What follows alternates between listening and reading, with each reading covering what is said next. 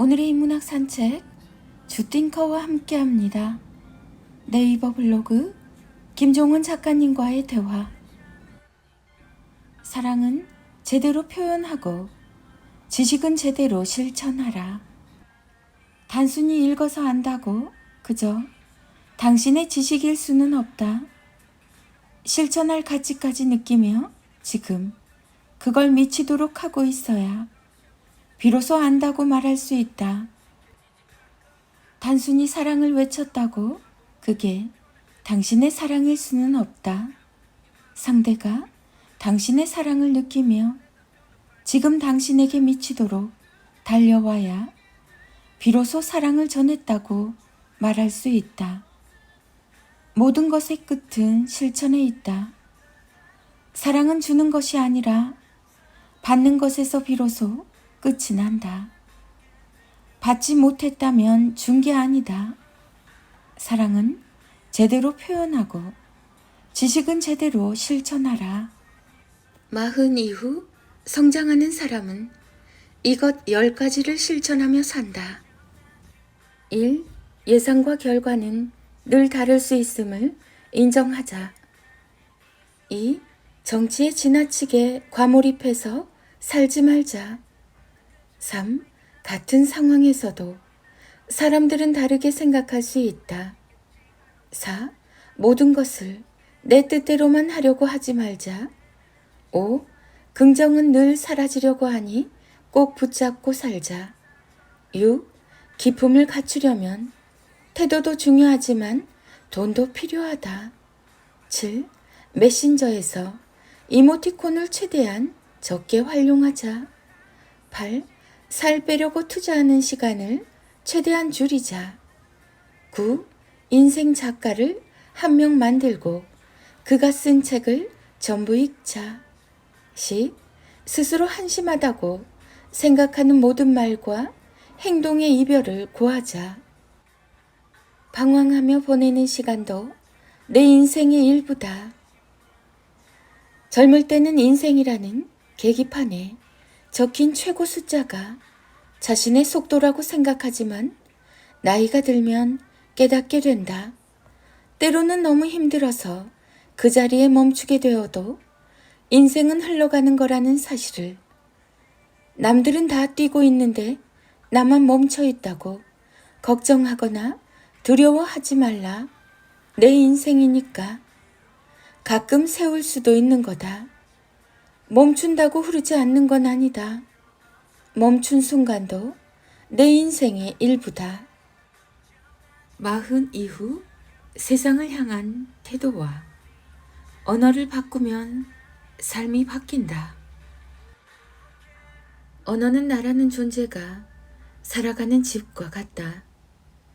수준 낮은 언어를 구사하는 사람의 40 이후 인생은 자연스럽게 언어를 따라서 낮은 수준으로 내려간다. 그래서 세상을 대하는 태도와 언어가 그 사람이 가진 모든 경쟁력이라고 말할 수 있다. 우리는 스스로 표현할 수 있는 언어의 수준만큼 생각하고 경탄할 수 있다. 이건 너무나 무서운 사실이다. 모두가 같은 세상을 살아가지만 언어의 수준에 따라서 전혀 다른 수준의 것을 보고 듣고 느끼게 되기 때문이다. 시간이 흐르며 점점 성장하는 사람과 반대로 망해가는 사람의 분기점 역시 언어에 있다. 세상을 대하는 태도와 사고의 폭을 넓히고 싶다면 다음에 소개하는 10가지 조언을 꼭 집중해서 읽어보라. 1. 얕은 생각이 마음을 깨지기 쉬운 유리로 만든다.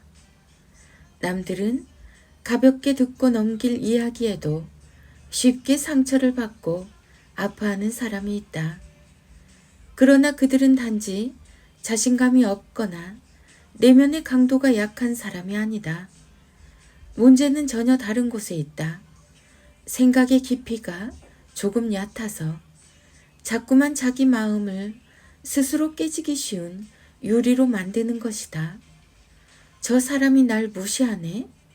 나를 우습게 보는 건가? 라고 생각하게 되면 상대의 의도와는 다르게 나는 실제로 무시를 받은 것이 된다. 하지만 깊이를 추구하며 질문을 더해 왜 저 사람은 이렇게 말하는 거지? 저 사람에게는 어떤 문제가 있는 걸까? 라고 생각하게 되면 상대를 분석할 수 있는 동시에 내 마음을 지킬 수 있다. 생각하지 않고 바로 결론을 내리는 행위는 상대가 발사한 총알을 그대로 맞는 일과 같다. 하지만 생각을 거듭하며 깊어지면 그렇게 나온 언어가 상대의 공격을 막는 방탄 유리 역할을 하며 나를 지켜준다. 2. 늘 자신의 가능성이 어디에 있는지 찾아라. 세상에 존재하는 모든 가치에는 주인이 따로 없어서 언제나 알아보고 발견하는 자의 몫이다. 사람도 마찬가지다. 스스로 발견하면 가치가 되고 발견하지 못하면 가능성으로 남는다. 저 사람에게는 분명 가능성이 있는데 그걸 끄집어내지 못해서 안타깝네 라는 말을 자주 들어봤을 것이다. 그게 바로 가능성과 가치의 차이다. 스스로 자신의 가능성을 발견하면 그게 자신의 가치가 된다. 모두에게는 나름의 가능성이 있다. 그러나 모두가 가능성을 끄집어내지 못하는 이유는 안타깝게도 아직 발견하지 못하기 때문이다. 상대의 단점은 눈에 바로 보이지만 장점은 쉽게 찾기 힘든 것처럼 우리의 삶도 역시 마찬가지로 가능성이 눈에 잘 보이지 않는다. 그래서 언제나 내게는 분명 특별한 능력이 있어. 나의 차별점은 어디에 있는 걸까? 라는 질문을 던지며 자신의 가능성을 찾아야 한다. 3. 가까이 있는 사람들의 결점에 익숙해져라. 네가 나한테 이렇게 할 줄 몰랐어. 너는 그게 문제야. 그거 진짜 고쳐야 해. 이 두 개의 글은 서로 다른 의미를 품고 있는 것처럼 보이지만 본질은 하나로 같다. 바로 상대의 결점을 짐작하지 못했거나 익숙해지지 못했다는 것이다. 다시 말해서 지금 이런 말을 하고 있다면 그건 상대의 잘못이 아닌 당신 자신의 잘못이라는 말이다. 게다가 그들이 멀리 떨어져 지내는 사람이 아닌 가까이 두고 정기적으로 봐야만 하는 관계에 있는 사람이라면 더욱 문제는 커진다. 그들을 만나면 만날수록 나만 더 불편해지고 힘들어지기 때문이다. 그럴 때는 처음 그들과 인연을 맺었던 이유를 떠올려 보며 자꾸 그것을 기억해내려는 의지가 필요하다. 그래야 내가 저 사람의 단점은 알고 있지만 그게 아닌 장점을 보고 좋아서 가까이 하게 된 거지 라는 생각으로 그들의 결점에서 자유를 얻을 수 있다. 이렇게 상황을 바꾸지 않으면 그걸 느끼는 자신만 힘들어지게 되니 빠르게 생각의 흐름을 바꾸는 게 좋다. 4.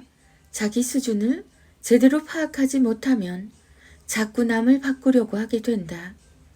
모든 물체가 그렇듯 사람 역시 시야에서 멀어지면 작게 느껴진다. 그러나 자신을 제대로 파악하지 못한 사람들에게는 최악의 슬픔이 찾아오나니 바로 이것이다. 하늘 높은 곳에서도 가장 낮은 대지에서도 서로를 보면 작게 느껴진다는 사실이다. 간혹 스스로 자신의 수준을 제대로 모르는 사람들은 자신이 대지에 서 있는 줄 모르고 저 하늘 높이 오른 사람을 보며 무시하고 비난한다. 그들은 자신이 하늘 높은 곳에 있다고 착각한 것이다. 타인을 가르치려고 하고 바꾸려고 하고 굴복시키려고 하는 사람들이 바로 그들이다. 그들이 자신이 바꾸려고 하는 사람들이 자신보다 높은 하늘에 있는 줄도 모르고 가장 낮은 곳에서 엉뚱한 생각으로 하루를 보내고 있다. 자기 수준을 제대로 알아야 뭐든 제대로 시작할 수 있다. 수준을 파악하는 가장 간단한 방법이 하나 있다. 누군가와 대화하는 순간을 녹음해보라. 그리고 다시 들어보며 자신과 비슷한 언어를 구사하는 사람을 떠올려보라. 그 사람의 수준이 당신의 수준일 가능성이 매우 높다. 5. 1분 늦는 것보다 1시간 기다리는 게 낫다. 가장 중요한 태도는 시간을 대하는 자세에 있다. 이를테면 상대와의 약속 시간에 1분 늦는 것보다 차라리 1시간 빨리 도착하는 게 낫다. 이게 대체 무슨 말일까? 1시간보다 1분이 이득이라니. 이야기는 간단하다. 상대와의 약속에 늦은 1분으로 파괴된 신뢰를 회복하려면 최소한 1년 이상 약속을 철저하게 지킨 기간이 필요하기 때문이다. 그런 의미에서 차라리 1시간 일찍 도착하는 게 1분 늦는 것보다 시간상으로 수백 배 자신에게 이득이다. 언제나 1시간 먼저 도착하겠다는 마음으로 일찍 나서라. 그럼 절대로 늦지 않을 수 있다. 타인의 시간을 귀하게 여겨라. 오히려 그것이 당신의 시간을 아껴주는 현명한 선택이다. 작은 것 하나를 아끼려다가 모든 것을 잃는 실수를 하지 말라. 6. 얻어먹는 일상은 매우 위험하다.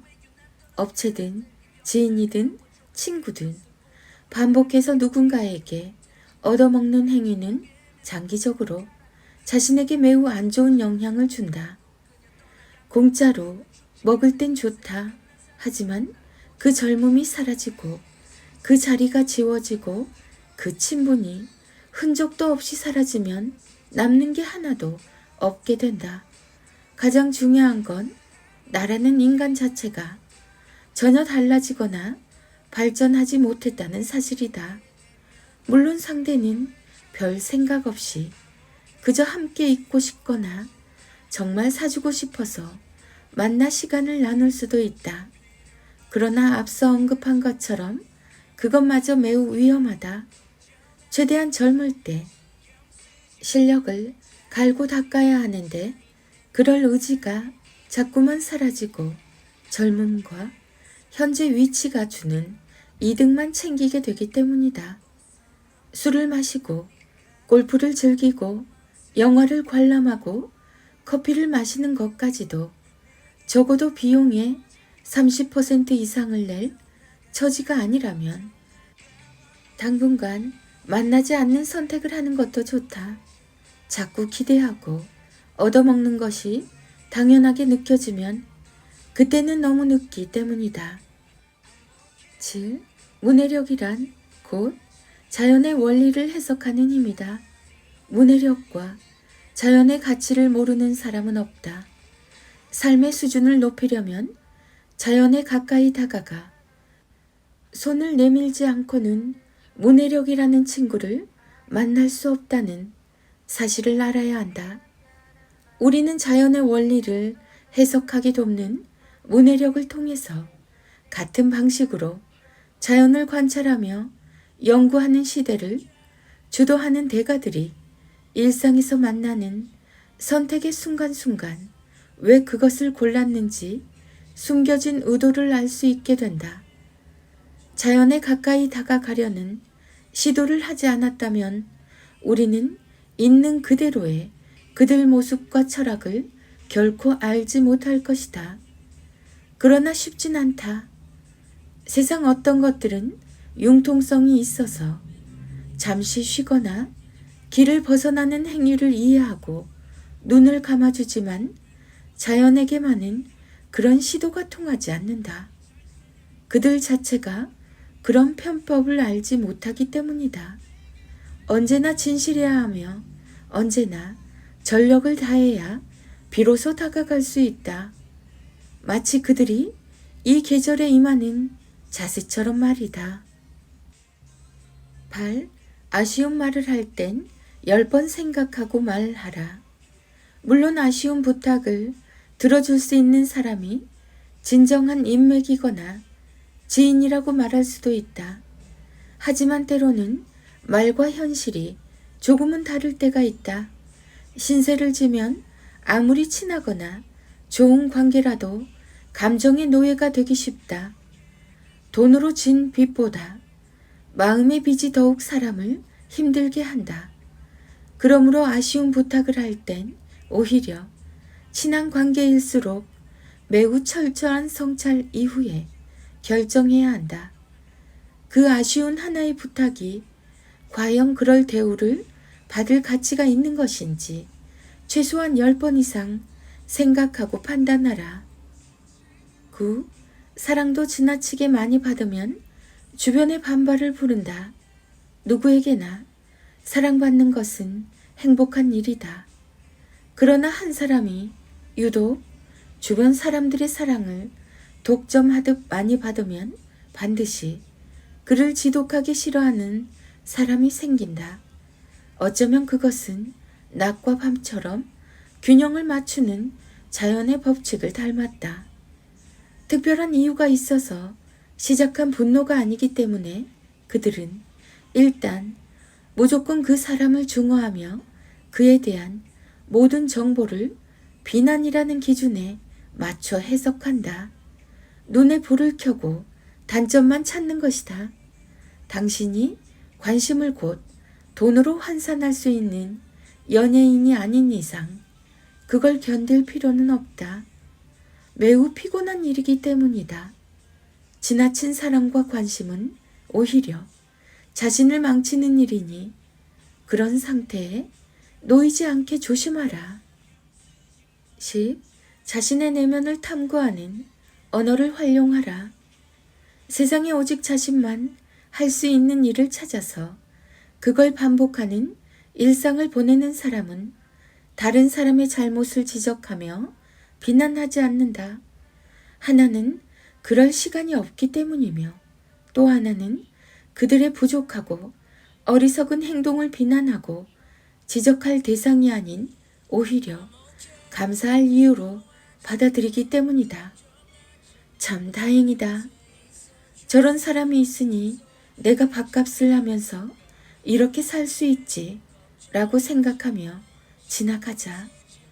야, 이 바보 같은 놈아, 그렇게 사니까 그 모양이지 라며 상대를 비난하고 헐뜯지 않는다. 결국 매일 누군가를 비난하고 헐뜯고 산다는 것은 자신만 할 수 있는 일을 찾지 못했다는 증거다. 언제나 진리는 단순하다. 나는 원하는 하루를 살고 있나? 이건 내 마음이 시킨 일인가? 나는 충분히 내 하루에 만족하고 있나? 이렇게 타인은 그가 스스로 알아서 하게 두고 매일 자신의 내면을 들여다보는 말을 자주 하라. 그 사람의 언어는 그 사람의 인생이자 그가 걸어갈 길을 선명하게 보여준다. 손해를 본다는 생각이 든다는 것은 이득을 보려는 마음을 가졌다는 증거이고 지금 공평하지 않다고 생각하는 것은 내가 누군가와 경쟁하며 산다는 증거다. 얼굴만 바라보며 사는 사람은 결국 늘어나는 주름만 발견하게 되고 매일 지혜를 모으며 사는 사람은 사색의 깊이가 더해지고 있다는 사실을 발견한다. 그대가 자주 말하는 언어가 쌓여 그대의 내일이 완성되고 그대가 자주 바라보는 곳이 그대의 인생을 결정한다.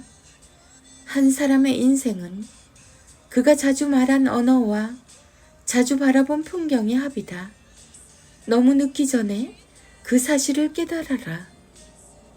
김종원 작가, 인문학, 자기계발, 태도, 마흔, 루틴, 습관, 사색, 독서, 글쓰기, 언어, 문해력, 강의. 카카오 스토리 김종원 작가님의 생각공부. 다산 정약용의 다시 시작하는 자를 위한 조언.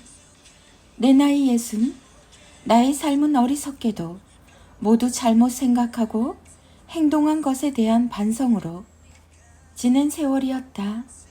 이제 지난 일을 모두 정리하고 다시 시작하고자 한다. 이제부터 빈틈없이 나를 닫고 실천하고 내가 진정으로 해야 할 것들을 생각하며 내게 주어진 삶을 다시 살아갈 생각이다.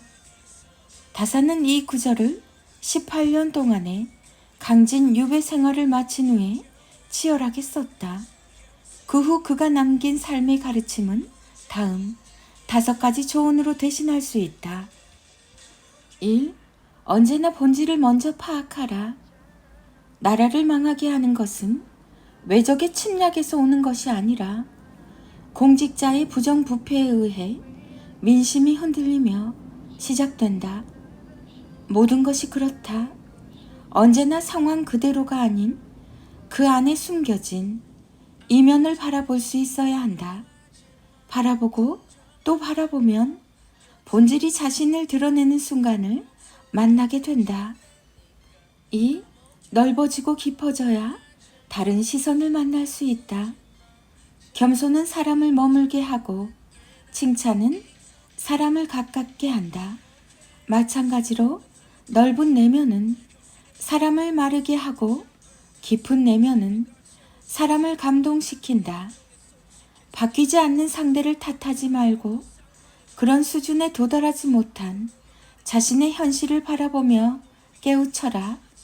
다른 지점을 바라보고 싶다면 다른 시선으로 이동해야 한다. 3. 의지가 곧 여유를 창조한다. 여유가 생긴 뒤에 남을 도우려 하면 결코 그런 날은 없을 것이고 여유가 생긴 뒤에 책을 읽으려 하면 결코 그런 기회는 없을 것이다. 언제나 변화의 기회는 그걸 결심한 현재에 있다. 지금 하지 않는다면 당신은 영원히 하지 않게 될 것이다. 강한 의지가 곧 넉넉한 여유를 창조한다는 사실을 기억하자. 여유는 주어지는 게 아니라 스스로 창조하는 것이다. 4. 조금 더 영원한 가치를 보라. 말은 쉽게 사라지고 글은 오랫동안 남는다. 그러므로 쉬지 말고 기록하라. 기억은 흐려지고 생각은 사라진다. 머리를 믿지 말고 손을 믿어라. 생각한 것을 바로 글로 남기지 않으면 바람과 함께 사라진다. 언제나 무언가를 조금이라도 더 오랫동안 붙잡겠다는 의지를 가져야 한다. 그게 당신의 시작을 빛나게 할 것이다. 5. 글을 읽지 않으면 세상도 읽히지 않는다. 세상은 왜 날 알아주지 않는 거야? 라고 한탄을 하는 사람들의 공통점 중 하나는 바로 독서를 제대로 하지 않는다는 것에 있다. 글을 제대로 읽을 수 없는 사람은 글이 모여 탄생한 세상도 당연히 제대로 읽지 못한다. 열심히 일한 만큼 성과를 낼 수 없게 되는 것이다. 인간으로 하여금 짐승과 벌레의 부류를 벗어나 저 광대한 우주를 꿈꾸게 만드니 독서야말로 우리들이 끝없이 추구할 본분이다. 그는 자신의 삶을 다시 시작하는 소중한 제자들에게 이런 이야기를 자주 들려주었다. 우리가 배불리 먹고 따뜻하게 입으며 죽는 날까지 근심 없이 지내다가 세상을 떠나는 날에 사람과 뼈가 함께 썩어버리고 한 상자의 글도 전할 것이 없다면 그런 인생은 없는 것과 같다. 그런 것을 인생이라 부른다면 그의 인생이란 짐승과 다를 바가 없을 것이다. 삶은 우리에게 기회를 주지만 실패를 더 자주 준다. 그래서 몇 번이고 다시 시작해야 하는 상황을 맞이하게 된다. 그때 타사는 위에서 언급한 것처럼 먼저 본질을 파악한 후 다른 시선을 가져야 하며 당장 시작할 여유를 창조해야 하고 더 영원한 가치를 바라보며 독서를 시작하라고 조언했다. 그리고 마지막에는 그렇게 살았던 삶의 기록을 글로 남기라고 말했다. 그의 조언을 가슴에 담고 이제 당신도 당신의 역사를 쓰면 된다. 2023년 10월 김종원 작가. 서울에서 열리는 공개 무료 강연 소식입니다. 아래 제 블로그 링크 클릭하시면 확인하실 수 있습니다. 카카오 스토리 김종원 작가님의 기적의 필사법. 사춘기 아이를 키우며 느낀 것. 1. 이건 도저히 사람이 할 수 있는 일이 아니다. 2.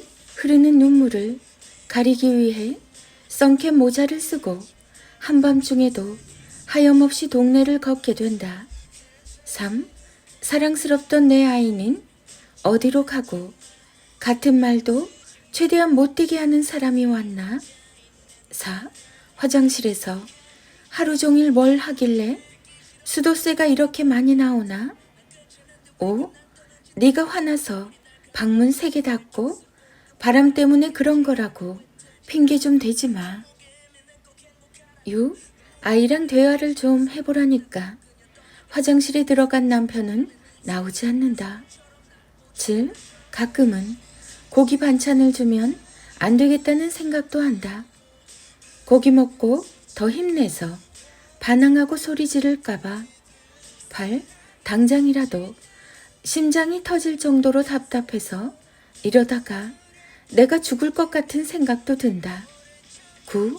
내가 지금 지구인과 대화를 하는 건지 외계인을 만난 건지 모르겠다. 10. 나라는 사람 하나 키우는 것도 힘든데 나보다 엄청나게 힘든 사람이 또 있네.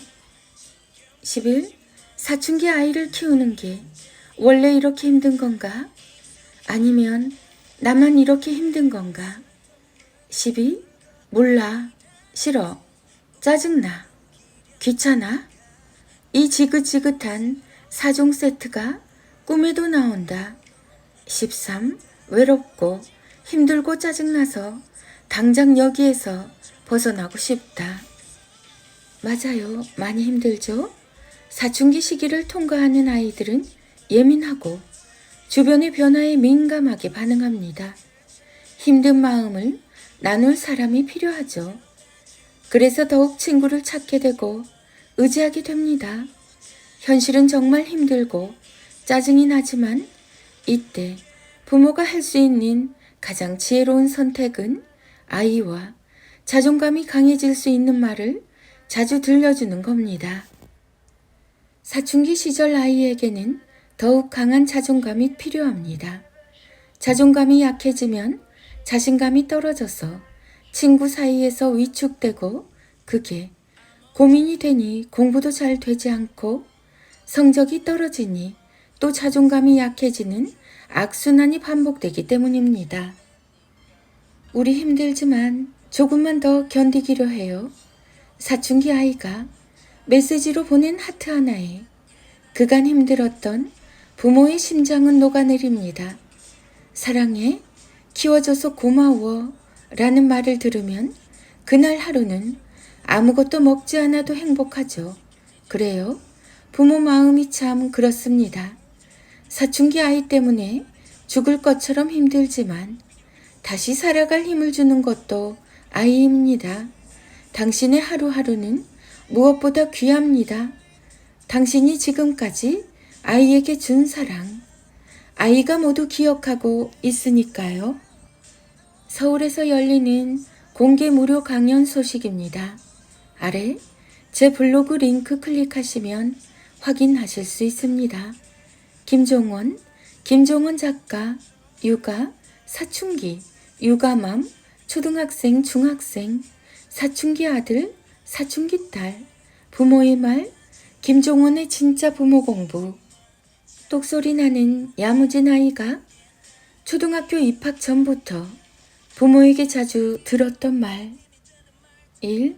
네가 내 아이라서 엄마는 정말 행복해. 2. 안 되는 건 아무리 때를 써도 안 되는 거야. 3. 네가 이겨도 져도 다 재밌는 거야. 4. 낮에 달은 어디에서 쉬는 걸까? 뭐든 당연하다고 생각하지 않고 질문하면 네 하루가 더 특별해져. 5. 네 탓이 아니야. 세상에는 어쩔 수 없는 일도 있어. 6. 끝까지 멋지게 해냈네. 정말 잘했어. 엄마도 더 노력해야겠다. 7. 오늘은 또 얼마나 즐거운 일이 많을까? 8. 마음이 힘들면 울지 말고 왜 힘든지 네 마음을 설명해줘.